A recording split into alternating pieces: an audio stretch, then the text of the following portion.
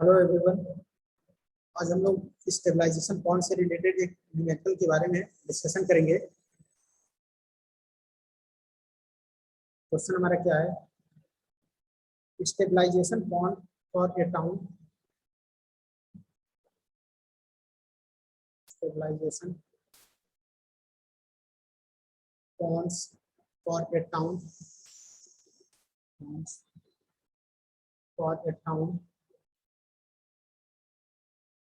of 3,000 population are provided to operate in series are provided to operate in series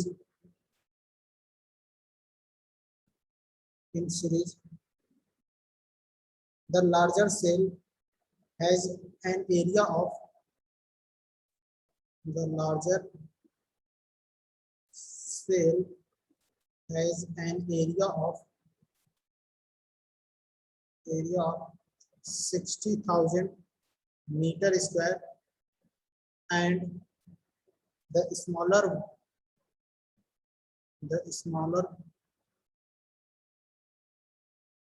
one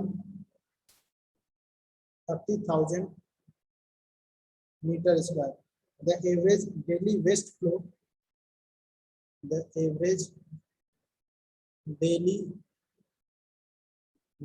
flow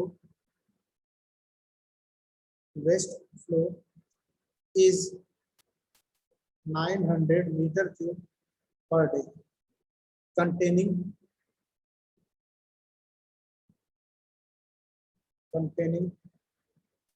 200 kg of BOD, यानी कि 222 milligram पर litre. 1 litre में 222 milligram BOD। अब इसमें दो condition दिया हुआ है। पहला कंडीशन क्या है कि for series operation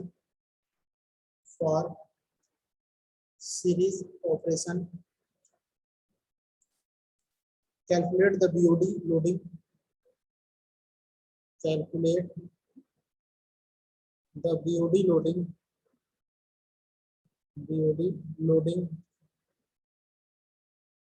based on both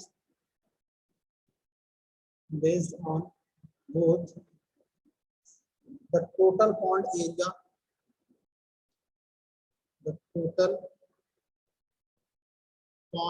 area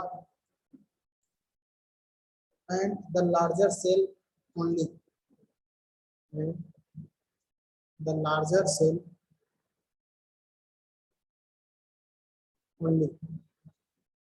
second criteria हमारा क्या है? estimate the number of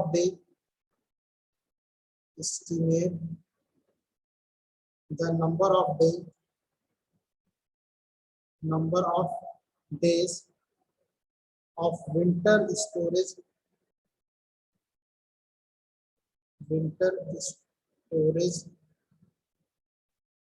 available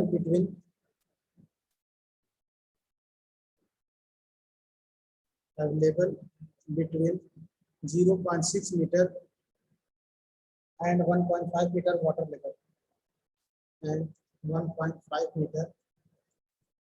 level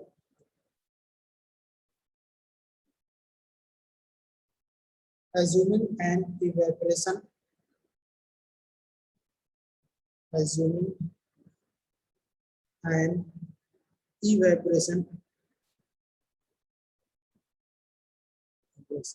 and seepage loss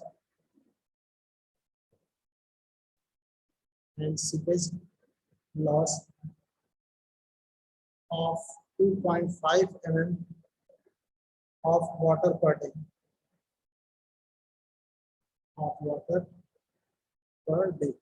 ये हमारा एक स्टेबलाइजेशन पॉइंट से रिलेटेड क्वेश्चन है। इसका हमें एस्टिमेशन करना है। ठीक है, क्वेश्चन में क्या कह रहा है कि एक हमें स्टेबलाइजेशन पॉइंट हमें बनाना है 3,000 पॉपुलेशन के लिए। ठीक है, अब इन 3,000 पॉपुलेशन में दो सेल डिवाइड है। पहला सेल हमारा जो है लार्ज एरिया के लिए है और जो दूसरा सेल है वो हमारा स्मॉल एरिया के लिए। तो लार्जर जो सेल है उसका जो एरिया है वो 60,000 मीटर स्क्वायर है, और जो स्मॉलर सेल है उसका जो एरिया है वो 30,000 मीटर स्क्वायर है। और जो डेली हमारा वेस्ट फ्लो दे रहा है कि एक दिन में हमारा कितना वेस्ट वाटर आ रहा है, वो हमारा कितना है 900 मीटर क्यूब पर डे। और उस 900 मीटर क्यूब पर डे का जो वेस्ट फ्लो हो रहा है डेली, उसमें जो बीओडी की क्वांटिटी है, टोटल क्वांटिटी जो दिया हुआ है वो 200 kg है, और जो 1 लीटर के अकॉर्डिंग वैल्यू है वो हमारी कितनी है 222 मिलीग्राम पर लीटर है। अब इसमें दो कंडीशन और दिया हुआ है कि जब हम दोनों सेल को, स्मॉलर सेल और लार्जर सेल को सीरीज में ऑपरेट कर रहे हैं, तो उस कंडीशन में हमें बीओडी लोड कैलकुलेट करना है टोटल पॉन्ड एरिया और लार्जर सेल के अकॉर्डिंग। ठीक है, एक बार लार्जर सेल के लिए केवल कैलकुलेट करना है और एक बार दोनों के लिए कैलकुलेट करना है, मतलब कि लार्जर सेल और स्मॉलर सेल दोनों के अकॉर्डिंग। इसके अलावा हमें नंबर ऑफ डेज एस्टिमेट करना है कि अगर विंटर में हमें स्टेबलाइजेशन पॉन्ड को यूज करना हो, उस समय जो वाटर लेवल का कंडीशन है, अगर 0.6 मीटर से 1.5 मीटर वाटर लेवल हमारा विंटर के समय, तो उस कंडीशन में हमारा कितना जो है नंबर ऑफ डेज लगेगा जो वेस्ट वाटर है उसको ट्रीट करने में। उसके अलावा और एक कंडीशन ये होगा कि जो वाटर है वो उसमें से कुछ वाटर इवेपोरेट भी हो रहा है और सीपेज भी हो रहा है, तो उन दोनों को मिलाकर के जो हमारा लॉस हो रहा है पर डे में वो कितना है 2.5 mm का हमारा वाटर लॉस हो रहा है। तो ये हमारा क्वेश्चन है। अब इस कंडीशन के अकॉर्डिंग हमें क्या करना है, स्टेबलाइजेशन पॉन्ड को डिजाइन करना है। तो स्टेबलाइजेशन पॉन्ड क्या होता है, इसके पहले भी हमने पिछले लेक्चर में डिस्कशन किया था कि ये एक तरीके का आर्टिफिशियल पॉन्ड होता है जिसमें हम वेस्ट वाटर को स्टोर करके उसका ट्रीटमेंट कराते हैं। ठीक है, तो अब इसके लिए हमें कैलकुलेट करना है कि हमारा वैल्यू होना चाहिए नंबर ऑफ डेज विंटर के समय उसको ट्रीट करने के लिए। तो चलिए हम क्वेश्चन को सॉल्व करते हैं।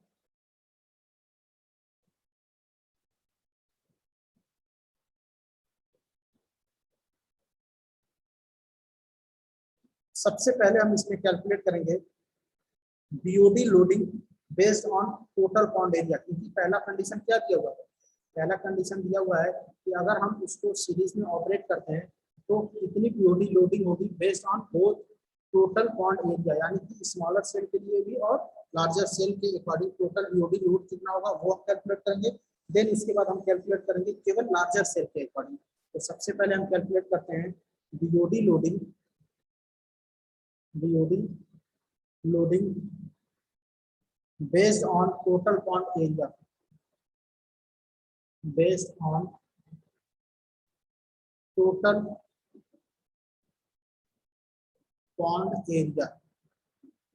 ठीक है, तो टोटल पॉन्ड एरिया जब दोनों से सीरीज में जुड़ा है तो क्या करेंगे, दोनों एरिया को हम ऐड कर लेंगे तो टोटल पॉन्ड एरिया हमें पता चल जाएगा।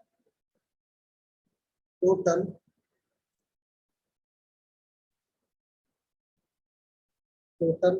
pond area of pond area of both cell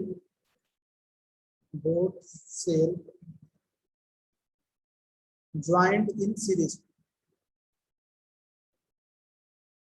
joined in series. अगर सीरीज में है तो दोनों वैल्यू को हम क्या कर लेंगे, ऐड कर लेंगे। उसका जो दोनों एरिया हमारा कितना है, यहाँ पे क्वेश्चन में दिया हुआ है लार्जर सेल का एरिया 60,000 मीटर स्क्वायर और स्मॉलर सेल का एरिया 30,000 मीटर स्क्वायर है। तो हमारी वैल्यू कितनी हो जाएगी 60,000 प्लस 30,000 मीटर स्क्वायर, दोनों को ऐड करेंगे ये हमारा हो जाएगा 90,000 मीटर स्क्वायर एरिया हमारा हो गया टोटल पॉन्ड एरिया। अब इसको अगर हेक्टेयर में कन्वर्ट करेंगे तो हमारा हो जाएगा 9 हेक्टेयर। ठीक है, ये हमारा हो गया टोटल पॉन्ड एरिया जब दोनों सीरीज में जुड़े थे। अब उसके अलावा क्वेश्चन में एक वैल्यू गिवन है, टोटल बीओडी हमारा पर डे का कितना है। यहाँ पे क्वेश्चन में दिया हुआ है containing 200 kg of BOD per day. तो पर डे की जो बीओडी है टोटल वो हमारी कितनी है 200 kg पर डे। अब टोटल एरिया के अकॉर्डिंग हमें बीओडी कैलकुलेट करना, बीओडी लोड तो वो कितना होगा इसको हम कैलकुलेट करेंगे। तो क्वेश्चन में गिवन क्या, टोटल बीओडी पर डे, ये हमारा क्वेश्चन में गिवन कितना था 200 kg पर डे। ठीक, अब 200 kg अगर एक दिन में 200 kg बीओडी है तो टोटल सरफेस एरिया से हमारी कितनी बीओडी लोडिंग होगी वो हम कैलकुलेट कर सकते हैं। तो फार्मूला हमारा क्या हो जाएगा, total BOD loading, sorry BOD loading in kg per hectare per day equals to total BOD per day divided by total pond area. BOD loading in kg, BOD loading in kg per hectare per day equals to हो जाएगा total BOD per day, total BOD per day divided by total pond area, total pond area plus two. अब total BOD हमारा कितना है 200 kg per day है divided by area हमारा कितना है 9 हेक्टेयर है। ठीक है, अब जब इसको हम सॉल्व करेंगे हमारी वैल्यू कितनी आएगी 22.2 kg पर हेक्टेयर पर डे। ये हमारा टोटल लोडिंग हो जाएगा। ठीक है, जो भी क्वेश्चन में कैलकुलेट करने के लिए बोला था, अगर हमारी दोनों सेल सीरीज में जुड़ी हो तो दोनों एरिया के अकॉर्डिंग जो टोटल बीओडी लोडिंग होगा वो हमारा कितना होगा 22.2 kg पर हेक्टेयर पर डे एक दिन में। अब उसमें नेक्स्ट पॉइंट हम क्या कैलकुलेट करेंगे, बीओडी लोडिंग केवल लार्जर सेल के लिए। BOD loading, BOD loading based on area of larger cell only, केवल लार्जर सेल के अकॉर्डिंग हमारी बीओडी लोडिंग कितनी होगी वो हम कैलकुलेट करेंगे। तो एरिया हमारा कितना क्या हुआ है, जैसे हमने ऊपर कैलकुलेशन किया इसमें क्या था दोनों वैल्यू को ऐड कर लिए थे, बट इसमें क्या है केवल लार्जर सेल लेना है। तो एरिया ऑफ लार्जर सेल कितना गिवन है, एरिया ऑफ लार्जर सेल ये हमारा कितना है क्वेश्चन में गिवन है 60,000 मीटर स्क्वायर। अब इसको हेक्टेयर में कन्वर्ट करेंगे कितना हो जाएगा 6 हेक्टेयर हो जाएगा। ठीक, अब बीओडी हमारी जो है सेम रहेगी, बीओडी 200 kg पर डे, क्योंकि हमारी जो पर डे का वेस्ट वाटर फ्लो है वो हमारा कितना है 900 मीटर क्यूब पर डे है, और उसमें जो बीओडी है 200 kg पर डे की बीओडी है। तो हमारी बीओडी कितनी है 200 kg पर डे। अब बीओडी लोडिंग कैलकुलेट करेंगे हम लार्जर सेल के लिए। बीओडी लोडिंग यूनिट हमारी किसमें होगी in kg per hectare per day के लिए। हो जाएगा total BOD per day divided by area of larger cell,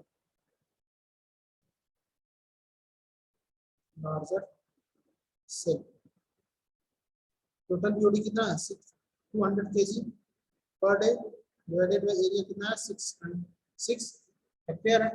अब जब इसको हम सॉल्व करेंगे तो हमारी वैल्यू कितनी आ जाएगी 33.3 kg पर हेक्टेयर पर डे।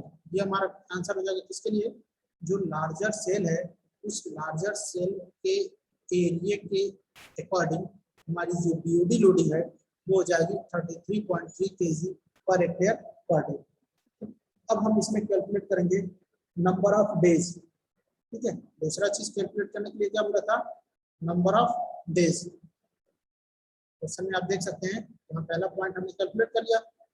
ठीक, अब दूसरा पॉइंट कैलकुलेट करने के लिए बोला है नंबर ऑफ सेल, ये हमारा पहला पॉइंट था। ठीक है, calculate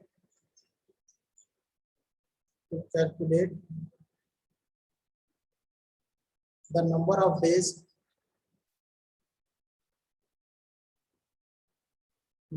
of days of storage। अब जो नंबर ऑफ डेज कैलकुलेट करना है वो किसके अकॉर्डिंग करना है, जो हमारा वाटर लेवल है उसके अकॉर्डिंग।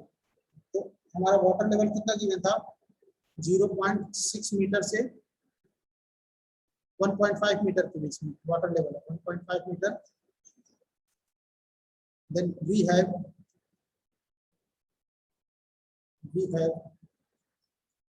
डेप्थ कितनी हो जाएगी। अब अगर हमारा वाटर लेवल जो है 0.6 मीटर से 1.5 मीटर तक है, तो कितना डेप्थ अवेलेबल है और स्टोरेज के लिए, ये कैसे कैलकुलेट करेंगे। 1.5 मीटर से 0.6 मीटर को माइनस करेंगे तो डेप्थ अवेलेबल फॉर स्टोरेज हमें पता चल जाएगा।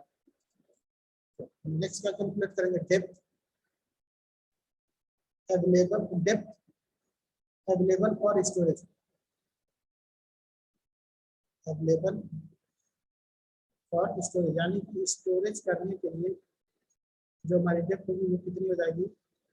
जो हायर लेवल है 1.5 मीटर माइनस लोअर लेवल है 0.6 मीटर, ये हमारी कितनी हो जाएगी 0.9 मीटर। तो ये हमारी 0.9 मीटर जो होगी वो कितना हम स्टोर कर सकते हैं वेस्ट वाटर को, वो हमारी अवेलेबिलिटी है, उसकी डेप्थ है।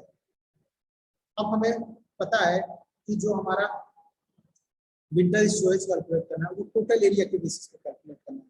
तो टोटल एरिया हमारा क्वेश्चन में कितना था, जो हमने शुरू में कैलकुलेट किया, टोटल एरिया दोनों लार्जर सेल और स्मॉलर सेल की वैल्यू को ऐड करके जब हमने कैलकुलेट किया था तो एरिया हमारा आया था 90,000 मीटर स्क्वायर। ठीक है, अब टोटल एरिया के अकॉर्डिंग हमारी जो वॉल्यूम होगी स्टोरेज वो कितनी होगी, दोनों वैल्यू को मल्टीप्लाई करेंगे डेप्थ इनटू एरिया को, तो वॉल्यूम ऑफ स्टोरेज अवेलेबल हमें पता चल जाएगा। Volume of storage available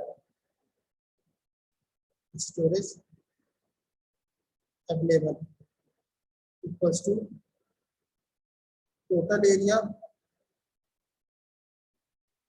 into depth available for storage, depth available for storage। अब टोटल एरिया हमारा कितना था 90,000 मीटर स्क्वायर इंटू जो हमारा डेप्थ अवेलेबल फॉर स्टोरेज कितना है 0.9 मीटर, जो हमारी वैल्यू मीटर स्क्वायर में है। अब जब इसको मल्टीप्लाई करें तो हमारी वैल्यू आ जाएगी 81,000 मीटर क्यूब। ये हमारा हो गया वॉल्यूम ऑफ स्टोरेज अवेलेबल की वैल्यू हो जाएगी। अब हम क्वेश्चन में देख सकते हैं कि जो डेली सीवेज का फ्लो दिया हुआ है वो कितना है 900 मीटर क्यूब पर डे है। इसके अकॉर्डिंग हम सीवेज का वॉल्यूम हम कैलकुलेट करेंगे।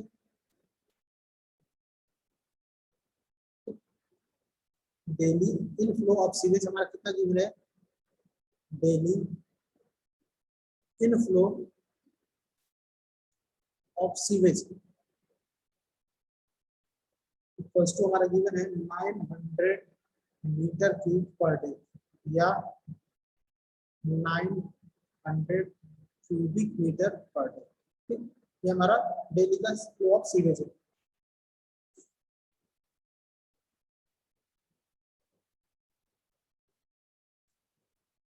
अब जो क्वेश्चन में कंडीशन दिया था कि जैसा कि आप देख सकते हैं इसमें कंडीशन दिया हुआ है कि water level flood assuming and evaporation and seepage loss 2.5 meter of water per day. अगर पर डे हमारा इवेपोरेशन और सीपेज लॉस से 2.5 mm वाटर लॉस हो रहा है तो उस लॉस होने के बाद हमारा सीवेज ऑफ वॉल्यूम कितना होगा वो हम कैलकुलेट कर सकते हैं। तो नेक्स्ट क्या कैलकुलेट करेंगे, द सीवेज वॉल्यूम, क्योंकि अगर हमारे पास 900 मीटर क्यूब पर डे का सीवेज है वॉल्यूम का, तो उसमें से अगर 2.5 mm जो है सीवेज लॉस हो जा रहा है इवेपोरेशन और सीपेज से, तो लॉस होने के बाद कितना हमारा सीवेज बचेगा उसको हम कैलकुलेट कर सकते हैं। The sewage volume, the sewage volume which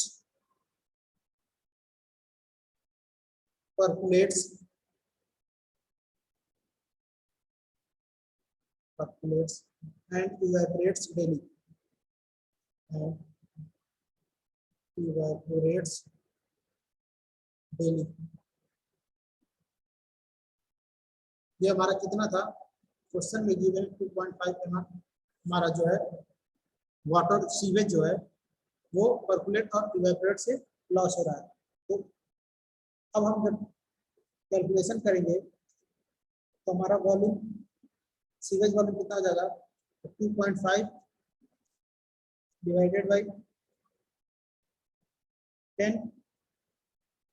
अब ये हमारा mm मीटर में कर लेंगे into 1/100 meter into surface area of tank.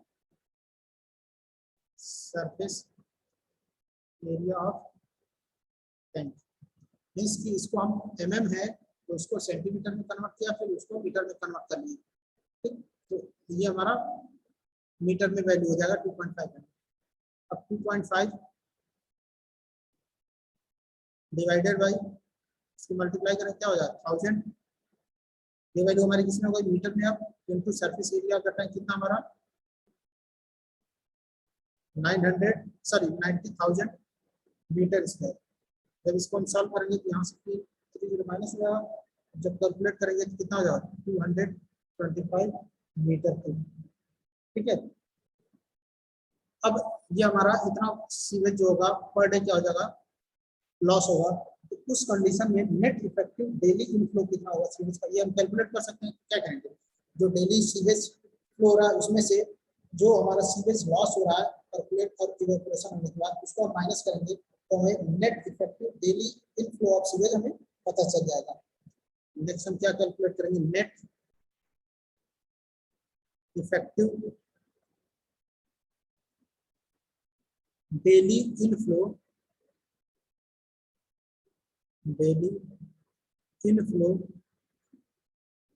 Of sewage.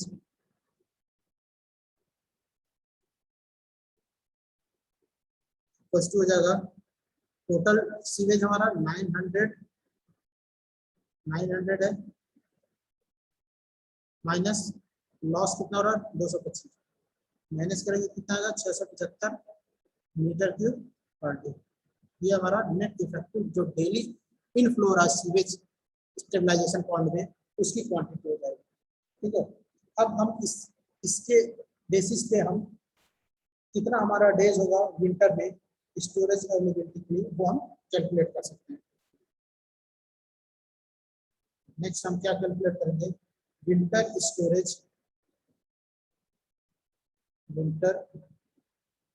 Storage available as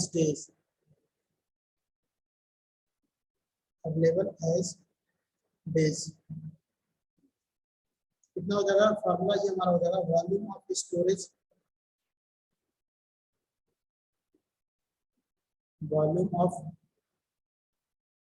storage in meter cube divided by daily net sewage inflow. Daily net sewage inflow